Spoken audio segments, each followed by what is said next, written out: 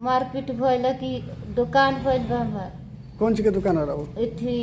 तिरंगा के किराना के दुकान है। किराना के। अच्छा ओकरा बाद काहे के मारपीट भइल? मार भइल थी उ कहतरी कि तू लोग काहे बेचे तल पेट्रोल हमरे के बेचे दल। अच्छा हम कहनी तोहरो चलता हमरो चलता एक झगड़ा को बा। अच्छा तो तू काहे बेचे तारू? अब कहने कि हम तू बेचे हमू बेचे तानी। अच्छा तो वही खातिर मारपीट मरल हसन मिल झुक के उनकर मार के कपार फाड़ देले बड़ा सन। अच्छा कौड़ी खींच देले बड़ा सन। अच्छा हमार हाथ तोड़ देले बड़ा सन छोड़ावे गई तो। अच्छा केकरा केकरा चोट लगल बा मारपीट में? चोट लागल बा हमरा चोट लागल बा हमरा मालिक के लागल। मालिक के कहाँ कहाँ चोट लगल बा? कौड़ी खींच देले बड़ा सन कपार मार के फाड़ देले बड़ा सन। अच्छा ज्यादा कपार फाटल बा? हाँ ज्यादा फाट गइल बा। कोई आदमी मिल के मारल हो? तीन आदमी। तीन आदमी मिल के मारल? कौन चीज से मारल हो? लाठी से। लाठी से? हाँ हमनी के कुछ हाथ में ना रहल। के का नाम हो लोग के? लाल बहादुर शाह और लड़कवा के दुखंतु नाम हो।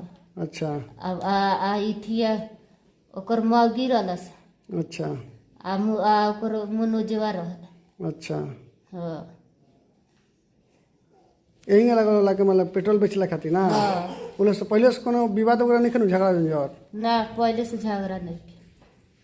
अभी हॉस्पिटल में रुआइल पे इलाज करावे खातिर? हाँ उन्हीं से केहू घायल बा? ओ पार्टी से केहू घायल बा? हाँ आइल बनी। माने ओ पार्टी से दूसर को पार्टी से केहू घायल बा? माने ओने के मार नहीं के कोनो नहीं पिटाई। अच्छा रउआ लोग पिटाइल में इन लोग खाली ना? खाली हमनी के मरले बड़ा सो हमनी के मर दे बराई।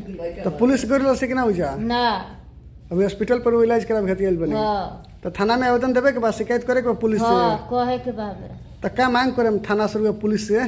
कोई भी मिल झुक के मरल हस।